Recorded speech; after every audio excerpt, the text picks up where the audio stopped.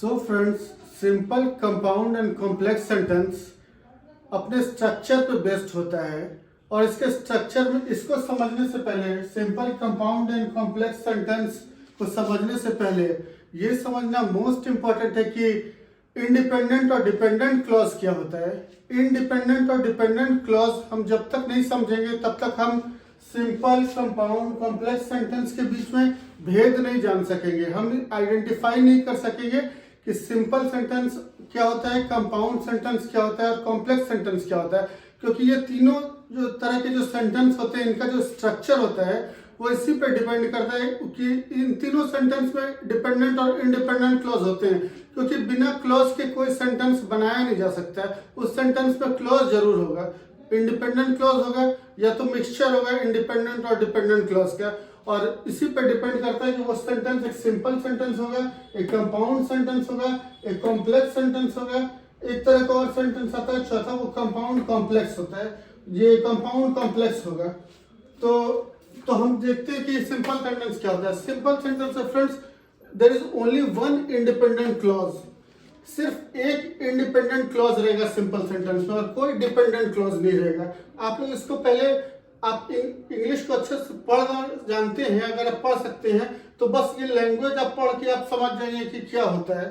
तो इसमें only one independent clause मतलब ओनली वन इंडिपेंडेंट क्लॉज, दो इंडिपेंडेंट क्लॉज नहीं, only one independent clause and no dependent clause, क्योंकि यार डिपेंडेंट क्लॉज के बारे में कुछ नहीं लिखा हुआ है, ओनली वन इंडिपेंडेंट क्लॉज। और कंपाउंड सेंटेंस क्या होता है, at least two independent clause and no dependent clause, मतलब कम से कम दो इंडिपेंडेंट क्लॉज रहना चाहिए। कंपाउंड सेंटेंस में कम से कम दो इंडिपेंडेंट क्लॉज रहेगा।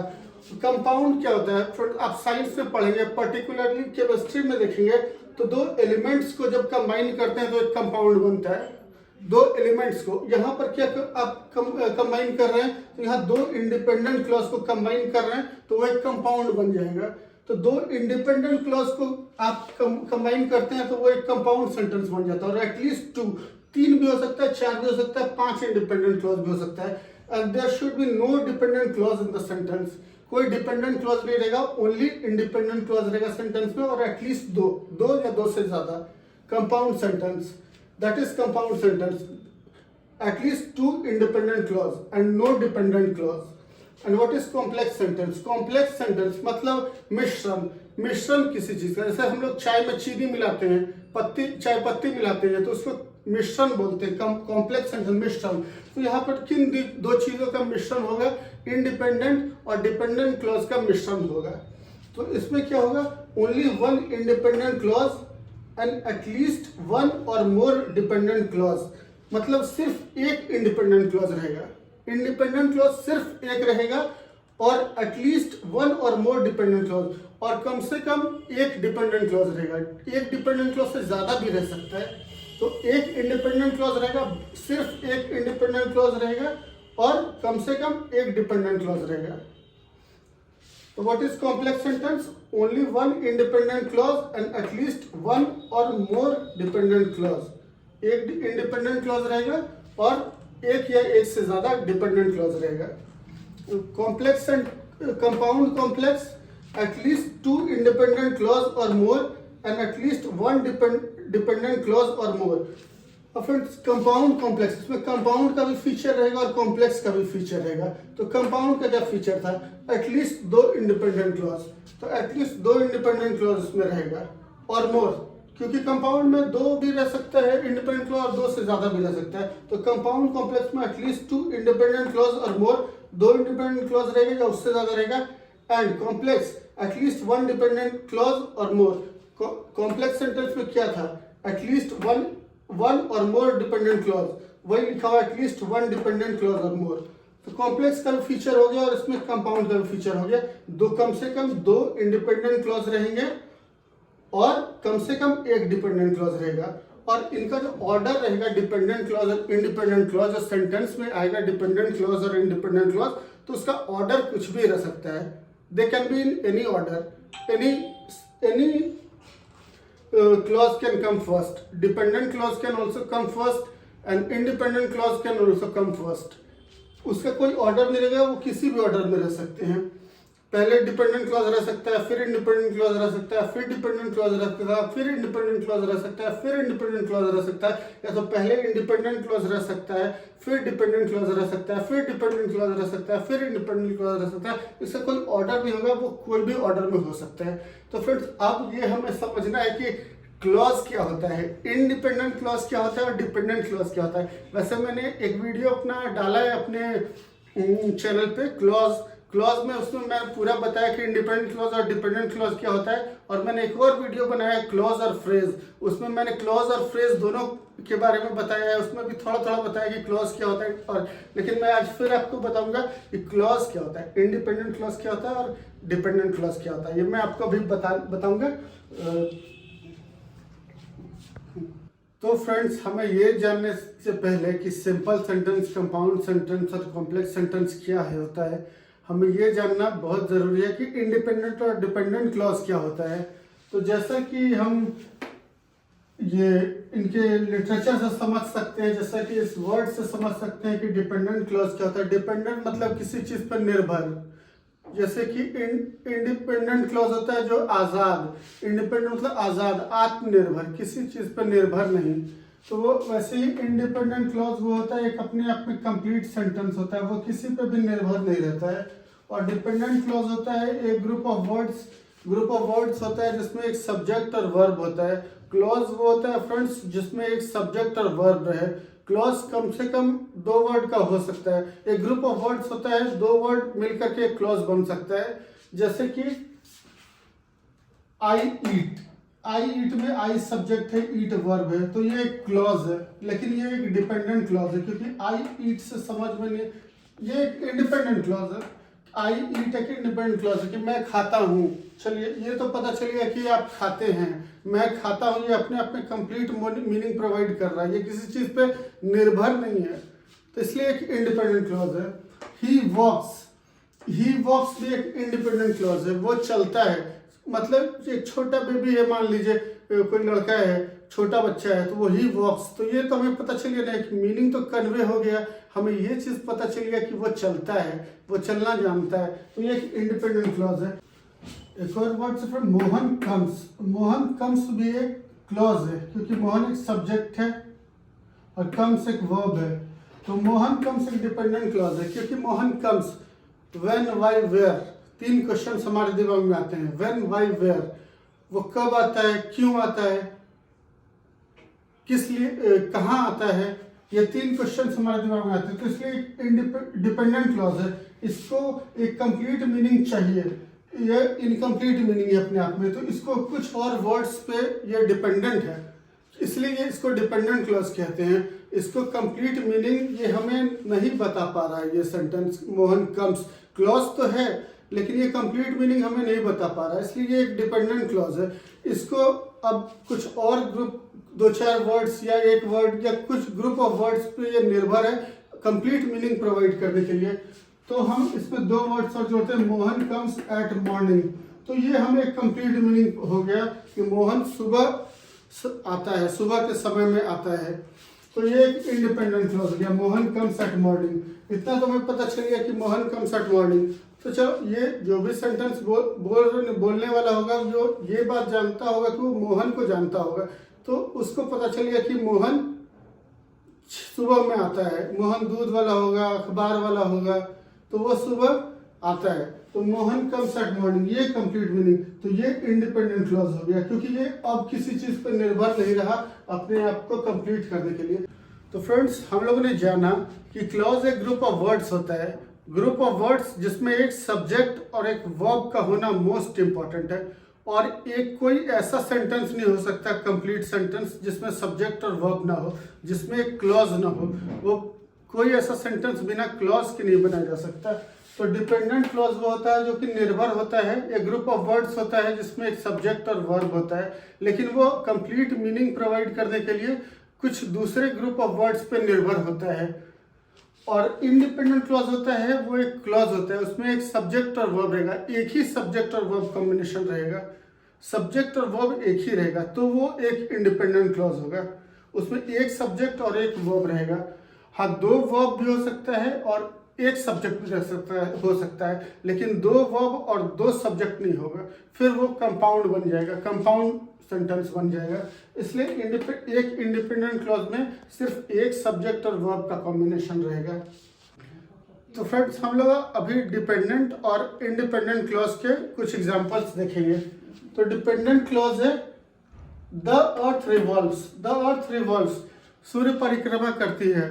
ठीक है, करती है, लेकिन कहाँ करती है, किसके चारों ओर करती है? परिक्रमा तो करती है, लेकिन हमें कुछ क्लियर मीनिंग पता नहीं चला कि क्या, इसलिए ये एक डिपेंडेंट क्लॉज है। ये क्लॉज तो है, अर्थ एक सब्जेक्ट है, रिवॉल्व एक वर्ब है, तो हमें पता नहीं चल रहा है कि द अर्थ रिवॉल्व्स मतलब इसमें बोलने वाला कहना क्या चाह रहा है। तो इसमें इसको जरूरत है कुछ और वर्ड्स की कंप्लीट मीनिंग देने के लिए, इंडिपेंडेंट क्लॉज बनने के लिए। तो इसमें हम लोग दो वर्ड और जोड़ देते हैं, तीन वर्ड और जोड़ देते हैं, around the sun. Earth, the earth revolves around the sun, तो ये एक कंप्लीट मीनिंग हमें मिल गया। The earth revolves around the sun, धरती है वो सूर्य के चारों ओर परिक्रमा करती है, तो ये एक इंडिपेंडेंट क्लॉज हो गया। तो फ्रेंड्स, कम से कम दो वर्ड्स तो चाहिए ही क्लॉज बनने के लिए, क्योंकि एक सब्जेक्ट और एक वर्ब का होना जरूरी है। तो सब्जेक्ट और वर्ब दो चीज है, तो दो वर्ड तो कम से कम चाहिए ही होगा, वो डिपेंडेंट क्लॉज हो या इंडिपेंडेंट क्लॉज हो। तो एक सिंपल इंडिपेंडेंट क्लॉज ले लें, तो हम लोग लिख सकते हैं simple independent clause, how are you. How are you, are एक वर्ब है, यू एक सब्जेक्ट है, तो ये एक इंडिपेंडेंट क्लॉज हो गया। ये तीन वर्ड है, इंडिपेंडेंट क्लॉज बन गया। बस हमें कंप्लीट मीनिंग मिलना चाहिए। अगर सब्जेक्ट और वर्ब है सेंटेंस में और हमें कंप्लीट मीनिंग मिल रहा है, तो वो एक इंडिपेंडेंट क्लॉज हो गया। हमें सब कुछ पता चल जा रहा है कि क्या बोलना चाह रहा है, पूरा अर्थ समझ में आ जा रहा है सेंटेंस का, तो हम समझ गए कि वो एक इंडिपेंडेंट क्लॉज है। और हमें आधा अधूरा समझ में आ रहा है कि कुछ तो कहा, सब्जेक्ट और वर्ब के बारे में कुछ तो कहा, आई कम, ही गोज, राम ईट्स, कुछ तो कहा, वर्ब भी है, सब्जेक्ट भी है, लेकिन अधूरा है, हमें पूरा मीनिंग नहीं पता चल रहा है, तो वो एक डिपेंडेंट क्लॉज हो गया। तो डिपेंडेंट क्लॉज और इंडिपेंडेंट क्लॉज हम लोगों ने देखा। पहला एग्जांपल था द अर्थ रिवॉल्व्स, और इंडिपेंडेंट क्लॉज है the earth revolves around the sun. Another dependent clause है राम ईट्स। राम ईट्स, तो राम ईट्स क्या, राम ईट्स क्या खाता है राम। तो इंडिपेंडेंट क्लॉज होगा Ram eats an apple every day, ये एक इंडिपेंडेंट क्लॉज है। Ram eats an apple every day, Ram एक सेब हर रोज खाता है।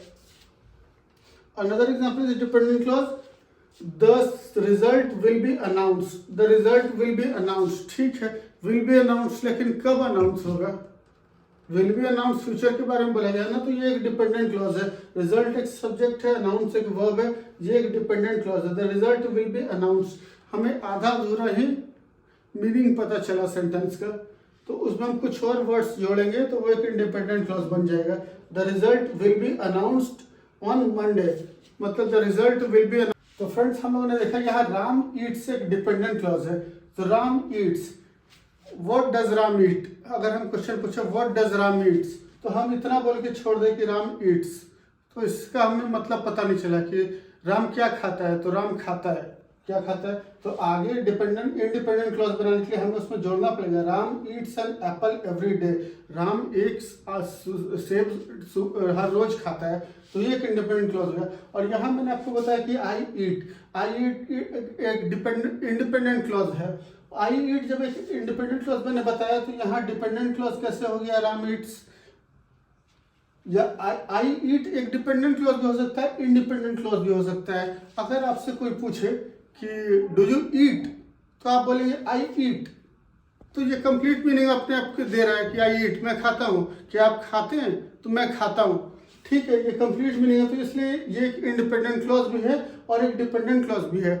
और अगर आपसे कोई पूछे वही चीज कि व्हाट डू यू ईट, तो आई ईट आप बोल देंगे, तो फिर इसमें कुछ कंप्लीट मीनिंग हमें पता नहीं चल रहा। तो आप बोल सकते हैं I eat rice and pulse and vegetables in lunch, तो ये कंप्लीट मीनिंग मिल गया। तो ये यहाँ डिपेंड करता है कि क्वेश्चंस क्या पूछा गया है और किस कंटेक्स्ट में बात हो रही है, तो वो एक डिपेंडेंट या इंडिपेंडेंट क्लॉज होगा। जैसे आपसे पूछा गया कि व्हाट डू यू ईट, तो आई ईट बोल दिया आपने, तो कंप्लीट मीनिंग आप नहीं मिला उसमें। लेकिन पूछा गया डू यू ईट, तो आप बोलेंगे आई ईट। तो ये कंप्लीट मीनिंग हो गया। तो इसलिए मैंने बताया कि ये एक इंडिपेंडेंट क्लॉज है, लेकिन यहाँ पर एक डिपेंडेंट क्लॉज की तरह भी हम लोग ले सकते हैं। राम ईट्स चलिए एक इंडिपेंडेंट क्लॉज भी हो सकता है कि राम खाता है, इतना तो पता चल गया। राम मान लीजिए छोटा बच्चा है, तो क्या राम ने खाना खाना शुरू किया अभी, तो हाँ राम ईट्स, तो ये पता चलिए। फ्रेंड्स यहाँ पर राम ईट्स एक डिपेंडेंट क्लॉज है और Ram eats an apple every day एक इंडिपेंडेंट क्लॉज है। तो हम लोगों ने फ्रेंड्स जान लिया कि इंडिपेंडेंट क्लॉज क्या होता है और डिपेंडेंट क्लॉज क्या होता है। इंडिपेंडेंट क्लॉज एक ग्रुप ऑफ वर्ड्स होता है, इंडिपेंडेंट क्लॉज अपने आप में एक कंप्लीट सेंटेंस होता है, वो हमें बता देता है कि कंप्लीट मीनिंग क्या है सेंटेंस का। और इंडिपेंडेंट क्लॉज एक ग्रुप ऑफ वर्ड्स होता है जो कि हमें कंप्लीट मीनिंग नहीं बता पाता है कि सेंटेंस में इनकम्प्लीट सेंटेंस होता है। और डिपेंडेंट क्लॉज एक इनकम्प्लीट सेंटेंस होता है और इंडिपेंडेंट क्लॉज एक कंप्लीट सेंटेंस होता है, और दोनों में सब्जेक्ट प्लस वर्ब तो रहेगा ही।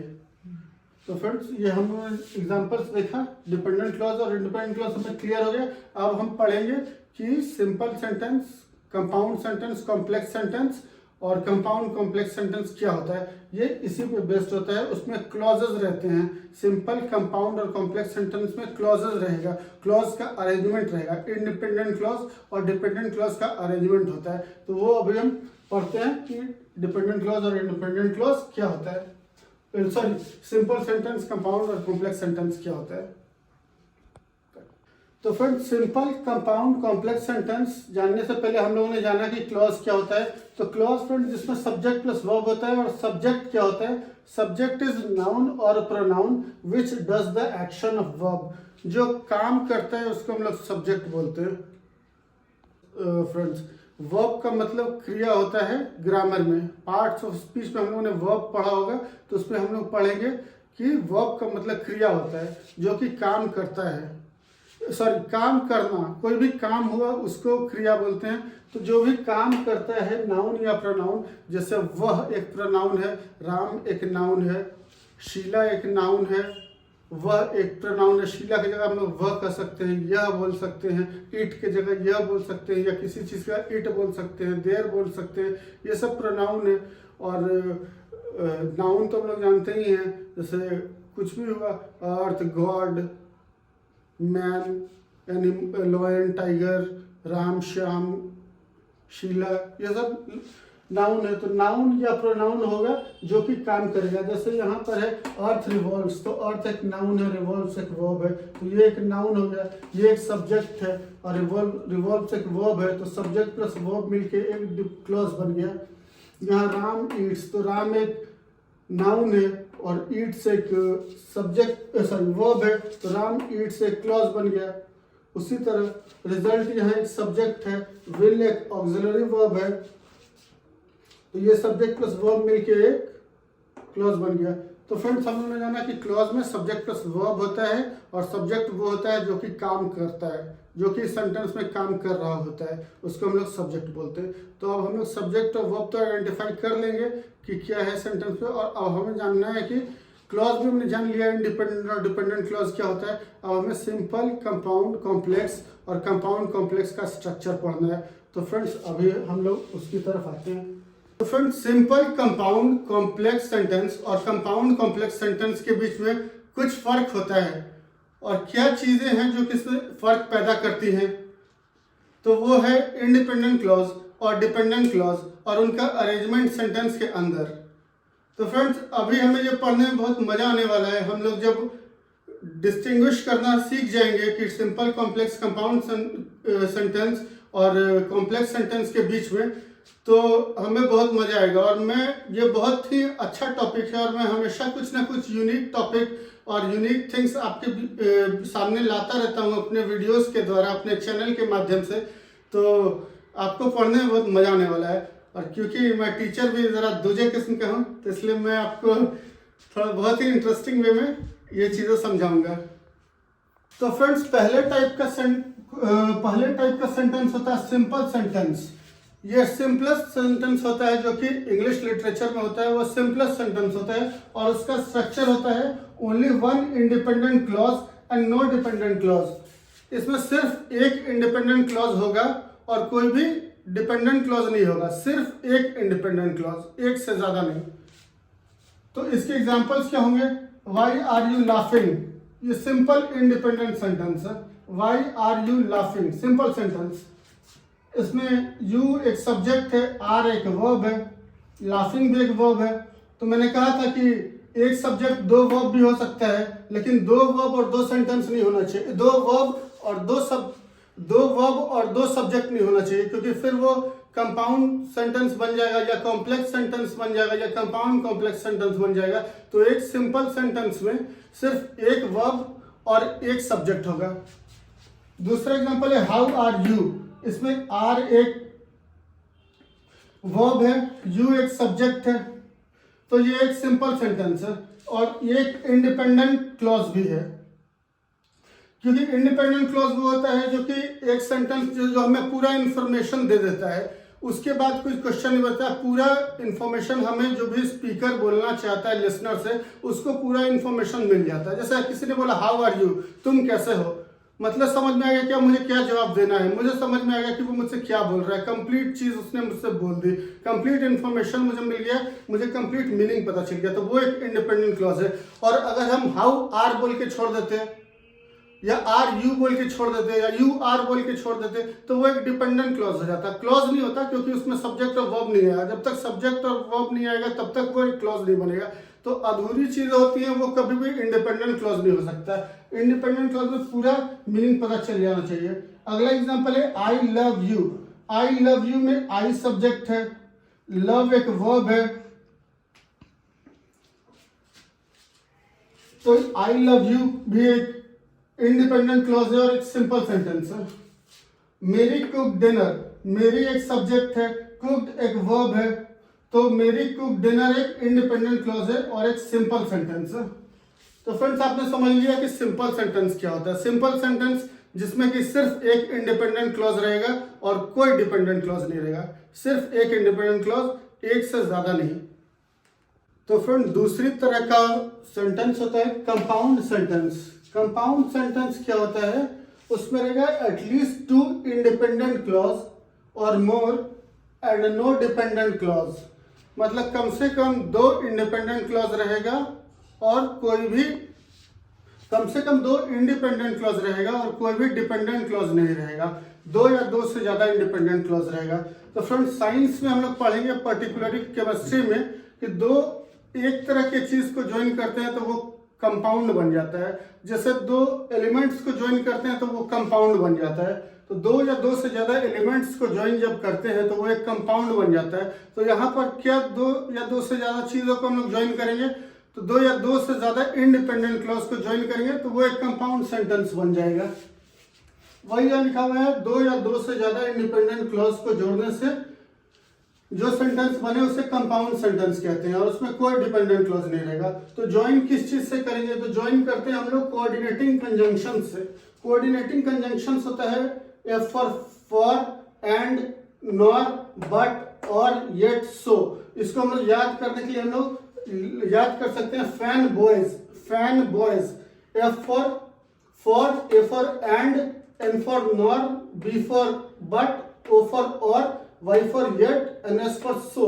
तो बहुत इजी है, ये बहुत इजी कंजंक्शन है। इससे हम लोग ज्वाइन करते हैं, बीच में लगा दो इंडिपेंडेंट क्लॉज के बीच में हम लोग पुट करते हैं एक कोऑर्डिनेटिंग कंजंक्शन, जिससे हम लोग दो इंडिपेंडेंट क्लॉज को ज्वाइन करके, दो या दो से ज्यादा इंडिपेंडेंट क्लॉज को ज्वाइन करके एक कंपाउंड सेंटेंस बना सकते हैं। तो फ्रेंड्स इसके एग्जांपल्स देखते हैं। जैसे एग्जांपल्स है he was shouting and he was crying. तो एंड यहाँ पे कोऑर्डिनेटिंग कंजंक्शन है। ही वाज शाउटिंग एक इंडिपेंडेंट क्लॉज और ही वाज क्राइंग एक इंडिपेंडेंट क्लॉज। हमें देखना है कि अगर हम बीच में ये एंड को हटा देते हैं, एंड को रब कर देते हैं, एंड हटा देते हैं, तो क्या हमें दो इंडिपेंडेंट क्लॉज मिलता है? तो मिलता है ना। ही वाज शाउटिंग मतलब क्लियर है, ही वाज शाउटिंग वो चिल्ला रहा था, हमें पूरा बात का इंफॉर्मेशन मिल गया, पूरा मीनिंग पता चल गया, ये एक इंडिपेंडेंट क्लॉज है। एंड ही वाज क्राइंग, ये भी एक पूरा इंडिपेंडेंट क्लॉज है, वो रो रहा था, ये भी एक इंडिपेंडेंट क्लॉज है। तो दोनों को हम लोग बीच में एंड लगा करके ज्वाइन करते हैं। तो इस तरह से हम लोग कोऑर्डिनेटिंग कंजंक्शन से दो इंडिपेंडेंट क्लॉज को ज्वाइन करते हैं और एक कंपाउंड सेंटेंस बना सकते हैं। He was shouting and he was crying. दूसरा एग्जांपल है I love you semicolon do you love me. ये दो इंडिपेंडेंट क्लॉज है, I love you and do you love me. दोनों इंडिपेंडेंट क्लॉज को हम लोगों ने सेपरेट किया एक सेमीकोलन से, ज्वाइन किया है, सॉरी एक सेपरेट इसको ज्वाइन किया सेमीकोलन से, दो सेपरेट इंडिपेंडेंट क्लॉजेस को, तो ये एक कंपाउंड सेंटेंस बन गया। याद रखिएगा हम लोग कोऑर्डिनेटिंग कंजंक्शन से तो दो इंडिपेंडेंट क्लॉज को ज्वाइन कर ही सकते हैं, सेमीकोलन लगा के भी कर सकते हैं। तीसरा एग्जांपल है I like you but do you like me. यहाँ दो independent clause do you like me and I like you को एक कोऑर्डिनेटिंग कंजंक्शन बट से ज्वाइन किया गया है। चौथा एग्जांपल है I drink tea and she drinks coffee. I drink tea एक इंडिपेंडेंट क्लॉज है और शी ड्रिंक्स कॉफी भी एक इंडिपेंडेंट क्लॉज है, और उसको एक कोऑर्डिनेटिंग कंजंक्शन एंड से ज्वाइन किया गया है, फिर ये कंपाउंड सेंटेंस बन गया।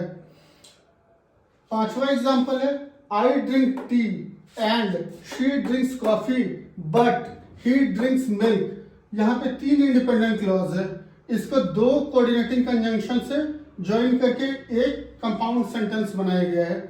आई ड्रिंक टी पहला independent clause, she drinks coffee दूसरा independent clause, he drinks milk तीसरा इंडिपेंडेंट क्लॉज। यहाँ कोऑर्डिनेटिंग कंजंक्शन यूज हुआ है एंड और बट, ये फिर एक कंपाउंड सेंटेंस बन गया है। यहाँ पर तीन सिंपल सेंटेंस को हम लोगों ने कोऑर्डिनेटिंग कंजंक्शन से ज्वाइन किया है और एक कंपाउंड सेंटेंस बनाया है। तीन सिंपल सेंटेंसेस को हम लोग ज्वाइन करके कोऑर्डिनेटिंग कंजंक्शंस के द्वारा एक कंपाउंड सेंटेंस बना सकते हैं। इसका और एग्जांपल है he left home early yet he reached late. He reached late एक इंडिपेंडेंट क्लॉज है, ही लेफ्ट होम अर्ली भी एक इंडिपेंडेंट क्लॉज है, क्योंकि सब्जेक्ट वर्ब का कॉम्बिनेशन आप सब में देखेंगे। ही एक सब्जेक्ट है, रीच्ड एक वर्ब है, ही एक सब्जेक्ट है, लेफ्ट एक वर्ब है, तो सब्जेक्ट वर्ब तो है ही और एक अपने आप पे इंडिपेंडेंट क्लॉज भी है। ही रीच्ड लेट भी एक इंडिपेंडेंट क्लॉज है और इसको कोऑर्डिनेटिंग कंजंक्शन येट से ज्वाइन किया गया है। तो फ्रेंड्स हम लोग देखते हैं एक और चीज इंपॉर्टेंट, हम लोग पहले मैंने बताया कि ही वाज शाउटिंग एंड हम जो बीच में कोऑर्डिनेटिंग कंजंक्शन यूज करें उसको अगर हम लोग स्वैप कर दें, उसको अगर हम लोग हटा दें, मिटा दें, रब कर दें, तो हमें दो इंडिपेंडेंट क्लॉज मिलता है या नहीं? तो मिलता है ना।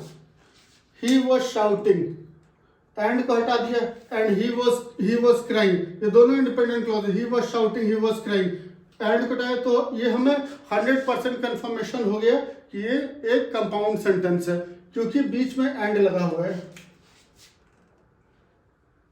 और ये रूल 100% अप्लाई होता है, हमेशा काम करिएगा। जब भी आपके एग्जाम्स में कहीं भी आपको लिखा हुआ हो कि आप आइडेंटिफाई करना है कि वो कंपाउंड सेंटेंस है या नहीं, और बीच में अगर कोई भी ये सारा कोऑर्डिनेटिंग कंजंक्शंस यूज हुआ है, फैन बॉयज ये कोऑर्डिनेटिंग कंजंक्शंस बीच में यूज हुआ है, तो समझ जाइए वो एक कंपाउंड सेंटेंस है।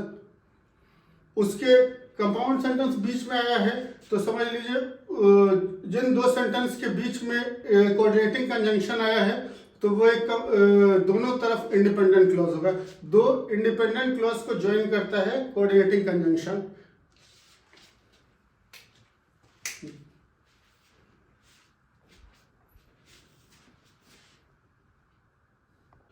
तो तीसरे टाइप का सेंटेंस है कॉम्प्लेक्स सेंटेंस। तो फ्रेंड्स जैसे हम लोग कोऑर्डिनेटिंग कंजंक्शन में दो इंडिपेंडेंट क्लॉज को कोऑर्डिनेटिंग कंजंक्शन से जोड़ते हैं, उसी तरह से यहाँ कॉम्प्लेक्स सेंटेंस में एक इंडिपेंडेंट क्लॉज और एक डिपेंडेंट क्लॉज को हम लोग सब ऑर्डिनेटिंग कंजंक्शन या रिलेटिव प्रोनाउन से जोड़ते हैं। तो फ्रेंड ऐसे तो कहा जाता है कि नथिंग इज परफेक्ट, लेकिन पढ़ाई लिखाई के बारे में जो चीज़ें बताई गई है, जो थ्योरीज लिख दी गई है, उसमें से सारी चीज़ें वो परफेक्ट है। अनपरफेक्शन में भी बहुत सारी थ्योरीज ऐसी आविष्कार किया गया है जो कि बिल्कुल परफेक्ट है। तो ये सारे रूल्स जो मैं आपको फ्रेंड्स बता रहा हूँ ये बिल्कुल परफेक्ट है और हमेशा एकदम परफेक्टली अप्लाई होता है हर जगह। तो फ्रेंड्स हम लोग देखेंगे कि सब ऑर्डिनेटिंग कंजंक्शन और रिलेटिव प्रोनाउन क्या होता है।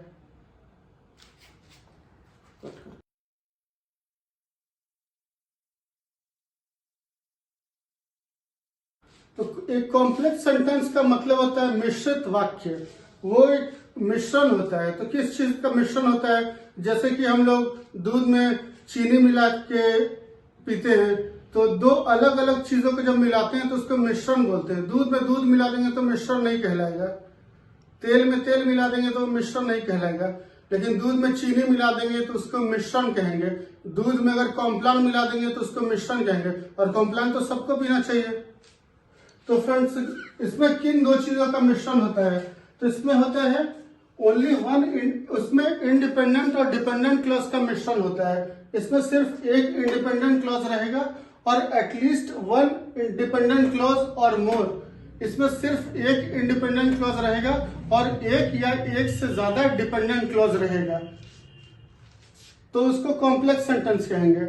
मिश्रण होगा एक इंडिपेंडेंट सेंटेंस और एक या एक से ज्यादा डिपेंडेंट सेंटेंस का। तो इसके एग्जांपल्स देखते हैं, और इसको हम लोग सब ऑर्डिनेटिंग कंजंक्शन से इसको हम लोग ज्वाइन करते हैं। एक इंडिपेंडेंट क्लॉज को डिपेंडेंट क्लॉज से ज्वाइन करना होगा तो एक सब ऑर्डिनेटिंग कंजंक्शन का यूज करेंगे या तो फिर रिलेटिव प्रोनाउन का यूज करेंगे दो सेंटेंस के बीच में। रिलेटिव प्रोनाउंस 8 रिलेटिव प्रोनाउंस होते हैं: who, whom, that, which, whose, when, where, why। तो इसके हम लोग फ्रेंड्स एग्जाम्पल देखते हैं। एग्जाम्पल से पहला एग्जाम्पल है you can not leave office before it is 6 PM। You can not leave office एक इंडिपेंडेंट क्लॉज है। You can not leave office बड़ा ही स्केरी इंडिपेंडेंट क्लॉज है। अगर कोई आपसे कह दे you can not leave office, मतलब are you going to stay there forever, मतलब आप क्या ऑफिस में हमेशा आपको रहना पड़ेगा? You can not leave office. लेकिन आगे हम लोगों ने एक डिपेंडेंट क्लॉज जोड़ा बिफोर इट इज 6 PM, तो हमें बड़ा रिलैक्स फील हुआ कि 6 PM के बाद हम लोग जा सकते हैं। तो you can not leave office before it is 6 PM। Before एक सब ऑर्डिनेटिंग कंजंक्शन है और डिपेंडेंट क्लॉज को सब ऑर्डिनेट क्लॉज भी कहते हैं। तो सब ऑर्डिनेट क्लॉज को जब हम लोग एक इंडिपेंडेंट क्लॉज से ज्वाइन करेंगे तो हम लोग सब ऑर्डिनेटिंग कंजंक्शन यूज करते हैं। तो बिफोर एक सब ऑर्डिनेट कंजंक्शन, और ये जहां भी यूज हो गया और उसके बाद जो सेंटेंस आया, मतलब ये स्टार्ट हुआ सब ऑर्डिनेटिंग कंजंक्शन से, जो सेंटेंस स्टार्ट हुआ उसके बाद जो सेंटेंस आया वो समझ लीजिए 100% ये एकदम सक्सेसफुल फॉर्मूला है कि परफेक्ट फॉर्मूला है 100% कि सब ऑर्डिनेटिंग कंजंक्शन के बाद जो भी सेंटेंस आएगा वो डिपेंडेंट क्लॉज होगा। या तो सब ऑर्डिनेटिंग कंजंक्शन के बाद जो सेंटेंस स्टार्ट होगा, सब ऑर्डिनेटिंग कंजंक्शन से जो सेंटेंस स्टार्ट होगा उसको हम लोग डिपेंडेंट क्लॉज बोलेंगे। तो you can not leave office ये इंडिपेंडेंट क्लॉज है और बिफोर एक सब ऑर्डिनेटिंग कंजंक्शन है और इट इज 6 PM एक डिपेंडेंट क्लॉज है। तो यहाँ एक इंडिपेंडेंट क्लॉज और एक डिपेंडेंट क्लॉज को सब ऑर्डिनेटिंग कंजंक्शन बिफोर से ज्वाइन किया जा रहा है, तो ये एक कॉम्प्लेक्स सेंटेंस बन गया। दूसरा एग्जांपल है if he leaves home early he would reach on time. तो इसमें इफ का यूज पहले किया गया है, सब ऑर्डिनेटिंग कंजंक्शन का यूज पहले हुआ है। If he leaves home early एक डिपेंडेंट क्लॉज हो गया क्योंकि सब ऑर्डिनेटिंग कंजंक्शन इसके पहले है, तो ये एक डिपेंडेंट क्लॉज हो गया। He would reach on time एक इंडिपेंडेंट क्लॉज है, मतलब किसी ने आपसे कहा कि he would reach on time, मतलब किसी के बारे में कहा गया he would reach on time, तो ये अपने आप में कंप्लीट है, वो समय से पहुंच जाएगा। लेकिन क्योंकि एक कंडीशन लगा हुआ है इफ ही लीव्स अर्ली, अगर वो पहले जल्दी निकले घर से निकलेगा तो एक डिपेंडेंट क्लॉज और एक इंडिपेंडेंट क्लॉज मिल रहा है, तो एक कॉम्प्लेक्स सेंटेंस है और इसमें यूज हो रहा है एक सबऑर्डिनेटिंग कंजंक्शन इफ का।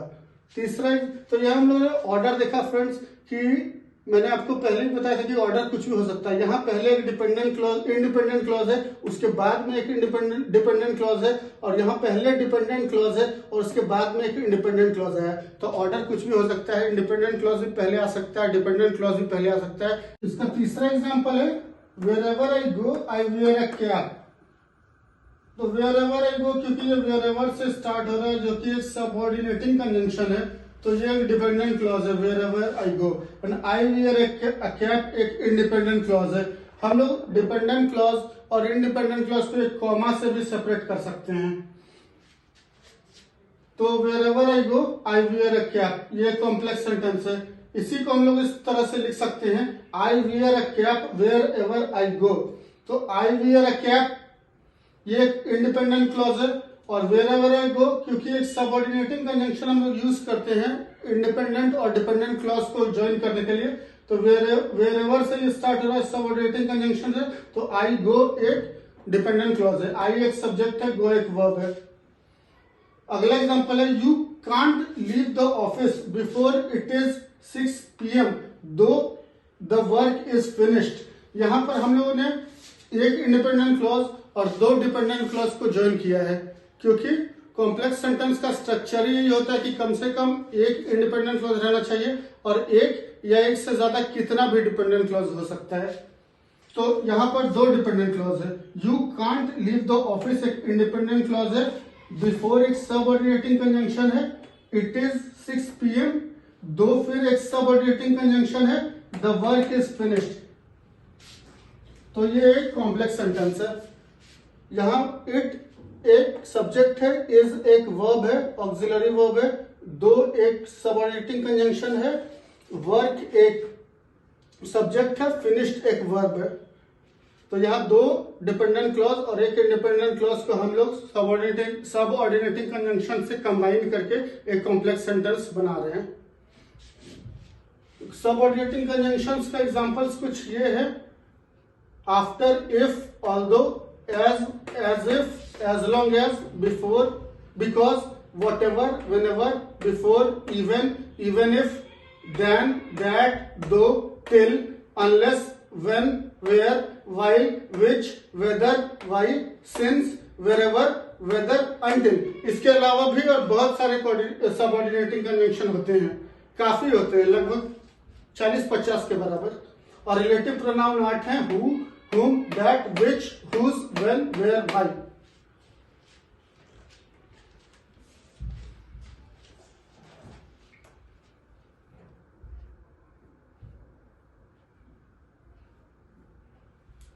फ्रेंड्स चौथे टाइप का सेंटेंस होता है कंपाउंड कॉम्प्लेक्स सेंटेंस। मैं फ्रेंड्स कुछ ऐसे यूनिक एग्जांपल्स दे रहा हूं आपको अपने इस क्लास में। ये सारे एग्जांपल्स इतने यूनिक हैं और इन एग्जांपल्स को मैंने खुद से बनाया है, मैंने अपने से बनाया है, और ये एग्जांपल्स ऐसे हैं कि आपको पूरा कॉन्सेप्ट अच्छे से समझ में आ जाएगा और आपको इंडिपेंडेंट और डिपेंडेंट क्लॉज का जो अरेंजमेंट होता है सेंटेंस में वो भी बहुत अच्छे तरह से समझ में आ जाएगा। तो फ्रेंड्स कंपाउंड कॉम्प्लेक्स सेंटेंस क्या होता है? कंपाउंड कॉम्प्लेक्स सेंटेंस जो नाम से ही लग रहा है, इसमें कंपाउंड का भी फीचर होगा और कॉम्प्लेक्स सेंटेंस का भी फीचर होगा। तो इसमें क्या होगा? At least 2 independent clause and at least 1 dependent clause. तो कंपाउंड का सेंटेंस का फीचर क्या था? एटलीस्ट 2 इंडिपेंडेंट क्लॉज, एटलीस्ट 2, कम से कम 2 से ज्यादा भी हो सकता है, and at least 1 dependent clause. Complex के फीचर में क्या था कि एक डिपेंडेंट क्लॉज होना चाहिए एटलीस्ट और एक से ज्यादा भी। तो कंपाउंड का तो फीचर हो गया एटलीस्ट 2 इंडिपेंडेंट क्लॉज, और कॉम्प्लेक्स का फीचर था कि कंपाउंड तो रहेगा ही उसमें, लेकिन कॉम्प्लेक्स, क्योंकि ये कॉम्प्लेक्स करना है कंपाउंड से तो इसमें मिश्रण भी करना है, तो इंडिपेंडेंट क्लॉज वाला जो डिपेंडेंट क्लॉज वाला जो पार्ट था, एंड एटलीस्ट 1 डिपेंडेंट क्लॉज। तो इसका स्ट्रक्चर यही रहेगा कि कम से कम 2 इंडिपेंडेंट क्लॉज हों और कम से कम 1 डिपेंडेंट क्लॉज हो। तो इसके एग्जांपल्स देखते हैं। पहला एग्जांपल है wherever I go I wear a cap and I keep a water bottle. तो वेयरएवर आई गो, क्योंकि एक सबऑर्डिनेटिंग कंजंक्शन से स्टार्ट हो रहा है वेयरएवर, तो वेयरएवर आई गो एक डिपेंडेंट क्लॉज है। आई wear a cap, I wear a cap अपने आप में कंप्लीट मीनिंग है और it is separated by comma. I wear a cap एक इंडिपेंडेंट क्लॉज है। एंड, क्योंकि ये कोऑर्डिनेटिंग कंजंक्शन है, I keep a water bottle, ये फिर से एक इंडिपेंडेंट क्लॉज है। दूसरा एग्जांपल है you can leave the office for it is 6 PM। You can leave the office एक इंडिपेंडेंट क्लॉज है, और क्योंकि बीच में एक कोऑर्डिनेटिंग कंजंक्शन आया है फॉर, याद होगा फ्रेंड्स आपको फैन बॉयज, फैन बॉयज को अच्छे से याद कर लेंगे, एफ फॉर फैन होता है, ये कोऑर्डिनेटिंग कंजंक्शन यूज हुआ है, तो इट इज 6 PM, ये फिर एक इंडिपेंडेंट क्लॉज है। इंडिपेंडेंट क्लॉज क्यों है? क्योंकि ये एक सब्जेक्ट है, इट इज एक वर्ब है, तो ये क्लॉज हो गया और ये इंडिपेंडेंट क्लॉज हो गया क्योंकि ये बीच में कोऑर्डिनेटिंग कंजंक्शन आया है। और उसके बाद ऑल्दो, दो the work although the work is not finished, although एक सबऑर्डिनेटिंग कंजंक्शन है तो इसके बाद जो आएगा वो एक डिपेंडेंट क्लॉज होगा, लेकिन the work is not finished भी एक इंडिपेंडेंट क्लॉज है, लेकिन क्योंकि उसके पहले लग गया है सबऑर्डिनेटिंग कंजंक्शन तो ये एक डिपेंडेंट क्लॉज बन गया।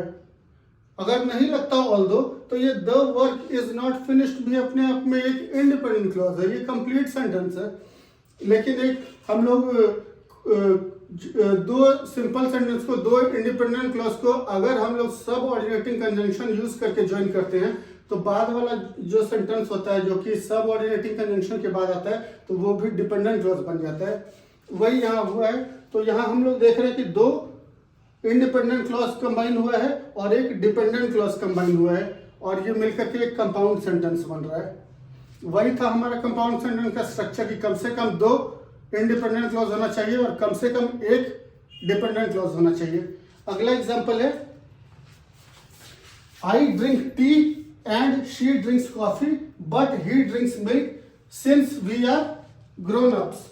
तो इस पे तीन इंडिपेंडेंट क्लॉज है। आई ड्रिंक टी एक इंडिपेंडेंट क्लॉज है, बीच में कोऑर्डिनेटिंग कंजंक्शन यूज हुआ है। शी ड्रिंक्स कॉफी फिर एक इंडिपेंडेंट क्लॉज है, क्योंकि बीच में कोऑर्डिनेटिंग कंजंक्शन यूज हुआ है तो ये तो डेफिनेट है कि दोनों इसके दोनों तरफ जो भी क्लॉजेस हैं वो दोनों इंडिपेंडेंट क्लॉज है।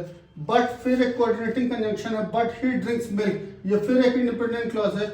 लेकिन सिंस एक कोऑर्डिनेटिंग कंजंक्शन है, since we are grown ups, since we are grown ups, since use हुआ है subordinating conjunction, we are grown ups, तो ये एक डिपेंडेंट क्लॉज हो गया, ये एक डिपेंडेंट क्लॉज है।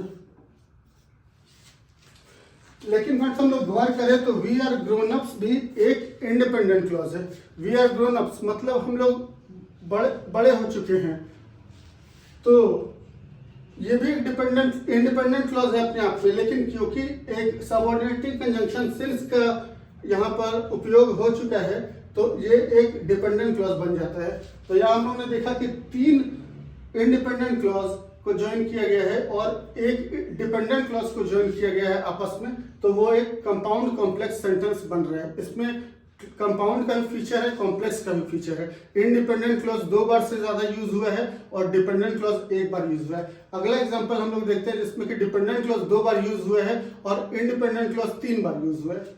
अगला एग्जांपल है I drink tea and she drinks coffee but he drinks milk since we are grown ups though we are not adults.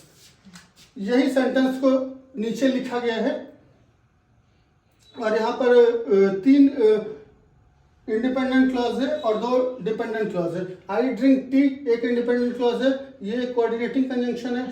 She drinks coffee एक इंडिपेंडेंट क्लॉज है, but एक फिर कोऑर्डिनेटिंग कंजंक्शन है। Fan boys आप लोग याद रखिएगा, fan boys B for but एक कोऑर्डिनेटिंग कंजंक्शन है। He drinks milk independent clause है, लेकिन क्योंकि सिंस का यूज हुआ है जो कि एक सबऑर्डिनेटिंग कंजंक्शन है, इसके बाद आया है वी आर ग्रोन अप्स, तो ये एक डिपेंडेंट क्लॉज है।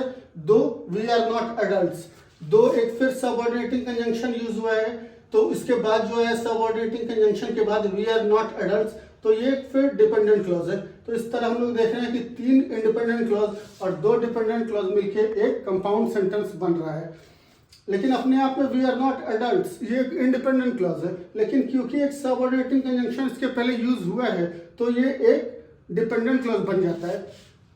वी आर ग्रोन अप्स ये भी इंडिपेंडेंट क्लॉज है, लेकिन क्योंकि इसके पहले एक सबऑर्डिनेटिंग कंजंक्शन यूज हुआ है सिंस, तो ये एक डिपेंडेंट क्लॉज बन जाता है। तो इस तरह हम लोगों ने देखा फ्रेंड्स कंपाउंड कॉम्प्लेक्स सेंटेंस का क्या स्ट्रक्चर होता है। कम से कम दो इंडिपेंडेंट क्लॉज रहना चाहिए और कम से कम एक डिपेंडेंट क्लॉज रहना चाहिए। तो यहाँ हम लोगों ने देखा कि तीन बार हम लोगों ने इंडिपेंडेंट क्लॉज का यूज किया है, क्योंकि दो या दो से ज्यादा हो सकता है, और दो बार डिपेंडेंट क्लॉज का यूज किया है सेंटेंस को बनाने के लिए। तो कॉम्प्लेक्स कंपाउंड कॉम्प्लेक्स सेंटेंस एक बहुत ही कॉम्प्लेक्स टाइप का सेंटेंस हो जाता है, बहुत लंबा लेंथी सेंटेंस हो जाता है, क्योंकि इसमें तीन क्लॉज का यूज होता है।